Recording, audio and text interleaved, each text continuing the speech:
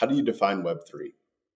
Yeah, it's weird, right? Because like the easiest thing to do is draw a corollary to Web 2. And that's probably the easiest way for most people to begin to understand it. But um, I think something that really resonates, because I know that like the question is sort of generally posed by people who are new to the space.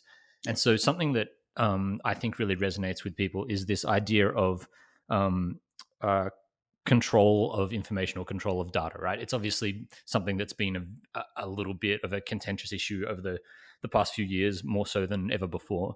And the easiest way that I like to sort of explain it to people, in this sort of scenario, I try to imagine how I would explain it to my parents who are in their 60s, which I've done before. So the easiest way I attempt to explain it is that Web3 sort of aims to remove control of the internet as a whole from like monopolistic sort of entities like big tech companies, and basically return that control or that ownership of data and content to the users of the network. So a company, Web 2 is companies own the networks, Web 3 is communities own the networks.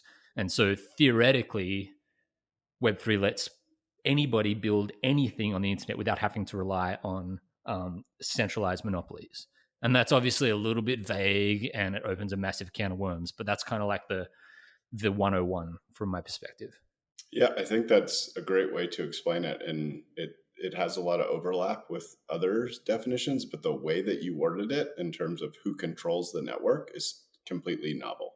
I do not hear that quite often. While there is often the comparison of like Facebook to, now owning your data. Facebook used to own your data. Like the way that you explained it is interesting. And I like that you gave the context of explaining it to a boomer, right? Yeah. That is one thing amongst my family and friends as I've done this podcast that they keep asking. They're like, can you just make an episode where if my parents listen to it, they can have a conversation with me about Web3?